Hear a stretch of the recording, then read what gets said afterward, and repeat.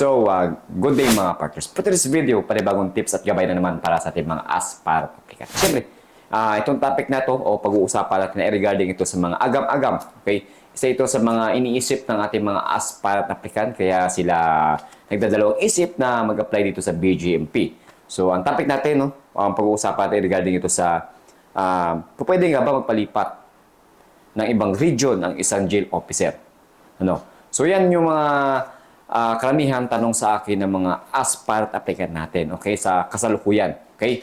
Dahil alam nila, no, in the future, no, so kapag sila nakapasok ng BGMP dito sa ating bureau, no, kung pwede nga ba, no, na magpalipat sa ibang region dahil ang ating ibang aspirant applicant na nakikilaban sa ibang region, yan. So, kumbaga, ang ating mga aspirant na for example, sa Mindanao, no, pupunta dito sa NCR upang makipagsapalaran, makapag-apply sa BGMP. Okay? So, kung sakasakaling matanggap sila, no, yan ang iniisip nila. No? Pwede nga ba makabalik sa kanilang region? Yan. So, bago ko sagutin, yung katanungan na yan, ay ipapasok ko muna yung ating intro. Let's go.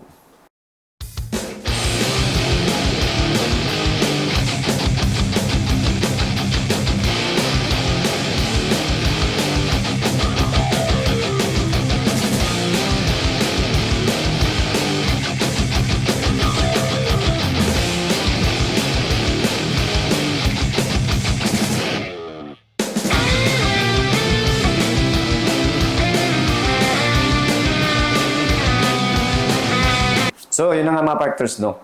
Yung ating usapin, no? Patungkol sa lipat, no, ng ibang region ng ating jail officer ay pwede nga ba? At gaano nga ba katagal, no? Gaano nga ba katagal ang proseso upang, no, na ma-approve at mapalipat sa ibang region. Okay? At umabot ba ito ng taon? Yan yung mga tanong. Siyempre, no, may option pa ba doon sa gagawin nilang, no, action para lang makalipat at makabalik sa kanilang region. Okay, by the way, short story mga partners, no. Ako man ay hindi taga NCR talaga, no. Ang aking origin, no, province is Mindanao. Yan. And karamihan sa aking mga batchmate, mga partners ay hindi taga NCR, no, hindi taga Metro Manila. Yan. So, nakipagsapalaran lamang sila mga partners na mag-apply dito sa NCR, no. Sabi ko nga sa mga nakaraang video ko, no, isa sa pinakamalaking kumukota, no, na mga aspirant applicant natin ay dito sa NCR. Mga pangalawa ang 4A. No, so, dahil dyan, no, yung ating mga ibang aspirant applicant na taga-ibang region, no, nakikipagsapalaran dito sa Metro Manila, dito sa NCR or 4A para lang makapag-apply, no, sa BGMP or other branch of government. Ayan. No, so, karamihan nag-inquiry sa akin patungkol na, sir, pwede nga ba, no, paano nga ba makapagpalipat o pwede nga ba magpalipat o makabalik sa region if in case man na matanggap ako sa NCR. Ayan. Yan yung mga agam-agam na minsan kinatatakot ng ating mga aspirant applicant na mag-apply sa NCR. Baka hindi na sila makabalik ng kanilang region. No? Nga naman, dahil kalaban natin dyan is pangungulila. Okay? Siyempre, mas maganda kasi na makasama natin talaga yung ating mga pamilya na mahal natin sa buhay. No? So, yan ang sasagutin natin sa video na ito. Okay? So, ang tanong, pwede nga ba magpalipat o makabalik sa region? Ang sagot mo dyan ay yes. Pwede po. Okay? At karapatan po ng isang jail officer, no, ng isang uniformado na magpa-assign, no, sa gusto niyang region. But, remember, nasa rules tayo dyan. Meron po tayong sinusunod na SOP bago po tayo makapag-request ng transfer other region. Okay? Dito po sa BGMP, bago po kayo required, no, na makapag-request request for transfer, okay, sa region na gusto ninyo ay dapat maka 5 years po kayo. Okay? Maka 5 years po kayo sa service. Yan. So, ito pa, ang concern. Hindi naman porke mga partners na naka 5 years na kayo dito sa bureau, dito sa BGMP, ay agad-agad, no, ma-approve ang inyong request for transfer. Okay? So, may katagalan po. Ayan, naabisuhan ko na kayo. May katagalan po ang request for transfer to other region, mga partners. No? may katagalan. Kaya umaabot po siya ng hindi lang po buwan, kundi taon. Dahil po, sa request for transfer mga partners ay maraming nakapila niyan. Paunahan po niyan. At isa pa doon, syempre, uunahin yung mga senior po natin. Bago po tayo. Okay? Seniority po ang request for transfer. Okay? So, wag po kayo mabahala. Okay? Dahil na kahit na maabot ng taon, at least nakapila na at nakaproseso na ang inyong request for transfer. Okay? Sa mga interested, at syempre, yung talagang gustong-gusto makapasok sa BGMP at yan lamang po ang kanilang kinababahala, Kaya mag-alala dahil i-approve naman po ng Bureau ang inyong request, Pero hindi nga lang ganun kabilis. Okay? Hindi nga lang ganun kadali. Okay? Mag-aantay kayo ng napakahabang panahon upang, ma-approve ang inyong transfer for other region. Okay? So, ang tanong, sir, may option pa ba maliban sa request for transfer? Yan, may ibang strategy pa ba? Yan, may ibang plano pa ba? Option, So, ang sagot ko po dyan ay yes. Isa ito sa masasabi kong pinakamabilis para makapag-lipat ka ng ibang region o makapunta sa iyong region na gusto mong ma-assign. Okay, ano po yun? Ito ang tinatawag nating swap or swapping. Yes, mga partners. Yan. So, ang swapping mga partners, for example, dito ka sa NCR. Dito ka sa NCR assign. And gusto mo magpa-assign sa probinsya mo sa Mindanao. For example, Region 12, Region 10, mga ganon. And meron ding taga-Region 12 or 10 na gusto magpalipat dito sa NCR. Okay? Yan po, magkakaroon po kayo ng swapping agreement. Okay? And syempre, marami pang kailangan mga documents. For example, so isa ito sa mga requirements mga partners, yung no objection ng bawat region. Or, syempre, nung wardens kung saan kayo presently assigned. Kailangan yan. At, syempre, pinapayagan kayo ng jail or kung saan kayo office na assign na magpalipat ng ibang region. Ayan. So, isa yun, Isa yan sa pinakamabilis na option. Ang swap or swapping. Okay? Ganon din yan. Kahit saan bureau po kayo, in uniform, Isa yan sa pinakamabisang transfer. Okay? Yung swapping na yan. Okay?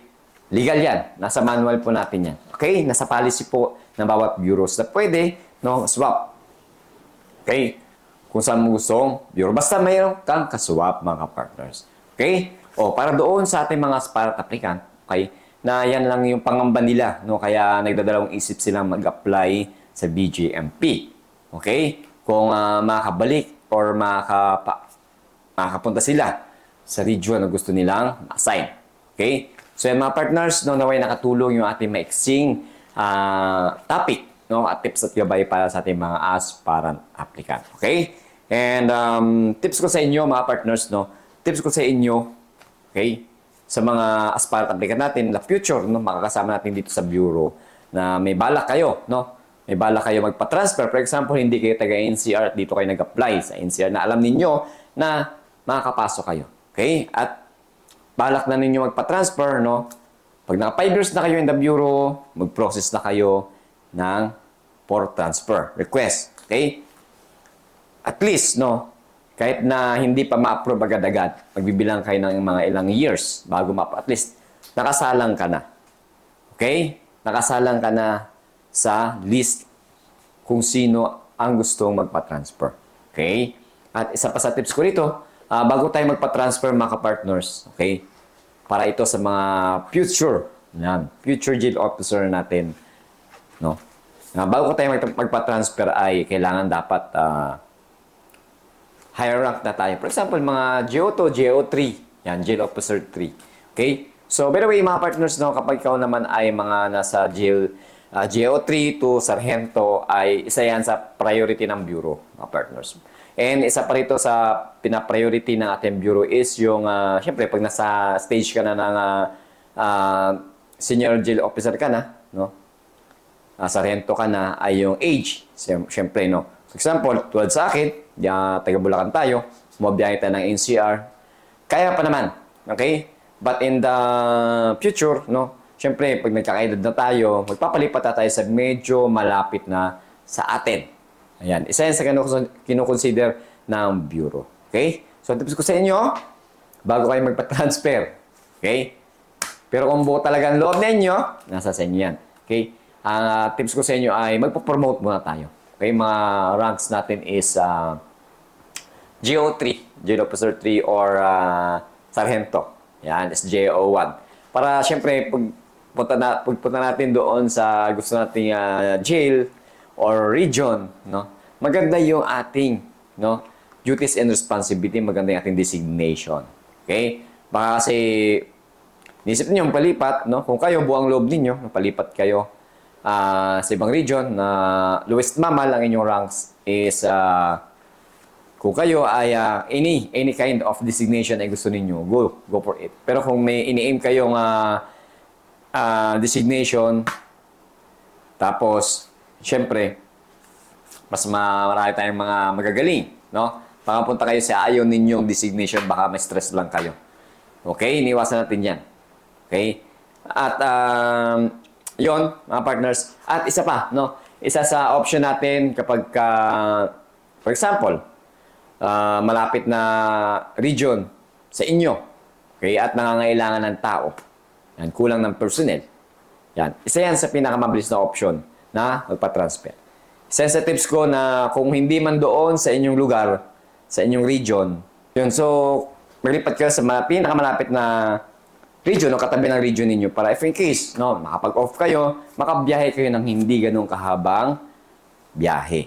Okay, mga partners? So, yun, no? Hanggang dito na lang yung video, mga partners. At nawaya doon sa inquiry, katanungan ng ating mga aspirant applicant at agam-agam, no, patungkol dito sa for transfer, no, kung pwede nga ba mag-transfer ang isang jail officer, ay nabigyan ko kayo ng kaunting kalinawan. Okay? At thank you sa ating mga aspirant applicant na nagtatanong, nabibigyan tayo ng idea upang gawa ng topics at pinag-uusapan dito sa video para maging may bahagi natin yung information para maging aware yung ating mga aspirant applicant. Okay? Yung mga partners natin yan. Okay? So mga partners, hanggang dito na lang po. No? So by the way, ang ating recruitment process for the year of 2026 is ongoing pa rin po. Lagi ko sinasabi sa ating mga aspirant applicant, no, na visit nyo po, no? Bisitahin ninyo ang Facebook page ng bawat region kung saan nyo gustong mag-apply.